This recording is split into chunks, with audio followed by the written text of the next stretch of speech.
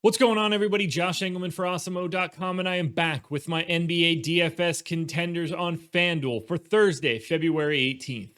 Be sure to hit that like button, subscribe to the channel, hit the notification bell so you know when this and all of our other content goes live. Follow me on Twitter at Josh Engleman so you can get updates to these sim results as we get closer to lock. I'm on live before lock tonight, so assume that they're going to come out around 6:30 p.m. Eastern Time. And finally, let me know in the comments section who are your favorite options on FanDuel for tonight's slate. We're rounding out the bottom of my top 10 with Kendrick Nunn, De'Aaron Fox, Dennis Schroeder, Marvin Bagley, and Bam Adebayo on the outside looking in. Who will be my favorites? My top 5 plays for today? It's time to find out. First up, number 5, this guy needs no introduction. Small forward eligibility, 10-5. LeBron James, 53.3 fantasy point projection. Optimal lineup, 39% of the time. No AD, so we know what we're getting here. 36 minutes, 1.5 fantasy points per minute, 28 points, 9 boards, 8 assists, 2 stocks, pace up spot against Brooklyn, no defense, no Kevin Durant. This is an amazing spot for LeBron. You have to assume he gets up for a Kyrie, James Harden type affair. Really wants to stick it to them a little bit. And that price tag, 10-5 at small forward on a short slate, I actually like it quite a bit. That's why you see LeBron James get to number 5. This feels like a really nice spot. He's one of my preferred pay-up options for the slate.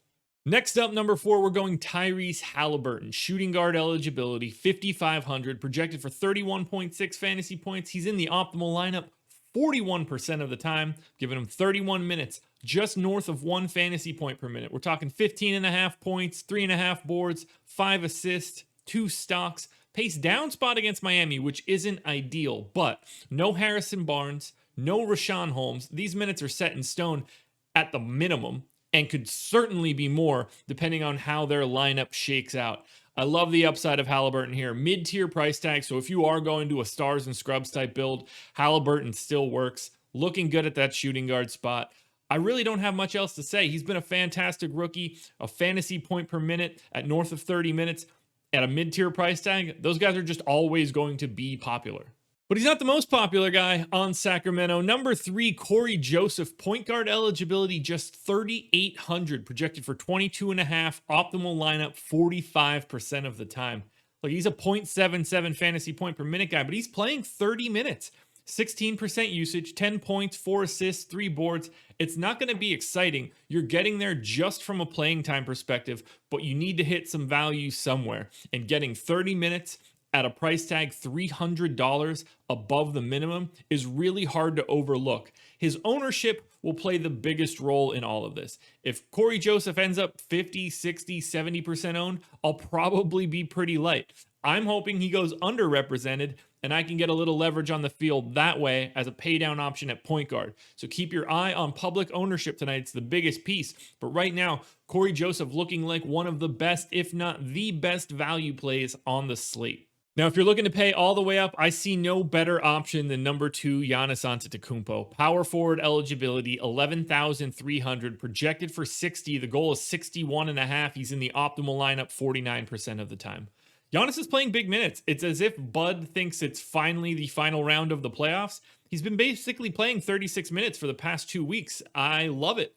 1.66 fantasy points per minute, pace neutral spot against Toronto, but he's in a spot where he should dominate. They don't really have anybody that can check him any longer. They don't have an Ibaka or Gasol waiting for him at the rim. It's just Aaron Baines and Chris Boucher, and that's not going to get it done. 31.5 points, 11.5 rebounds, 7 assists, 2.5 stocks, pace neutral, but on a 3-game slate, I'm not really worried about the pace.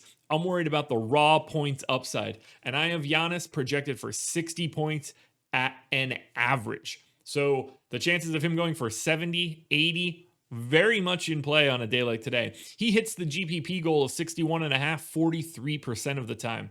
If you are paying up today, Giannis Antetokounmpo is the best way to do it.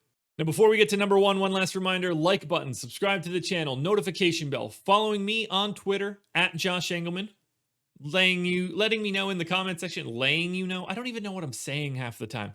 Let me know in the comment section who are your favorite options on FanDuel for tonight's slate. And then come watch myself and Greg Ehrenberg tonight, 6:30 p.m. Eastern time for Live Before Lock. or go back in time and catch me on the Process Show, 6:30 a.m. Eastern Time, Monday through Friday, and the Strategy Show, where I was joined by Adam Kaufman and we broke down these 3 games.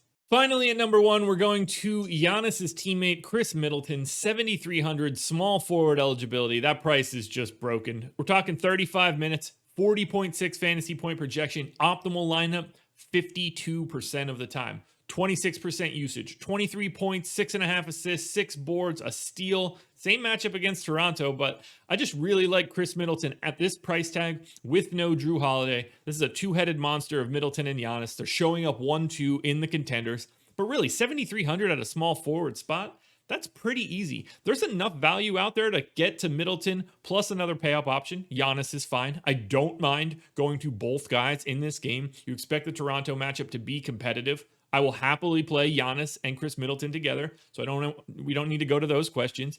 1.16 fantasy points per minute for Chris Middleton with no Jrue Holiday on the floor. I like the rates. I like the price. I like every bit of this. Chris Middleton, 50-50, more than a 50-50 shot of being in the optimal lineup, but the number 1 contender for the slate. Alrighty, folks, that will do it. Those are my NBA DFS contenders on FanDuel for Thursday, February 18th. Catch me on every single show that we're doing tonight. And if you are a premium sub, I have office hours in our premium Slack from 1 o'clock until 2 o'clock. Come join in. Ask me whatever questions you want to know. I'm happy to answer them. Good luck tonight, everybody. We'll be back again tomorrow morning with another edition of the Contenders.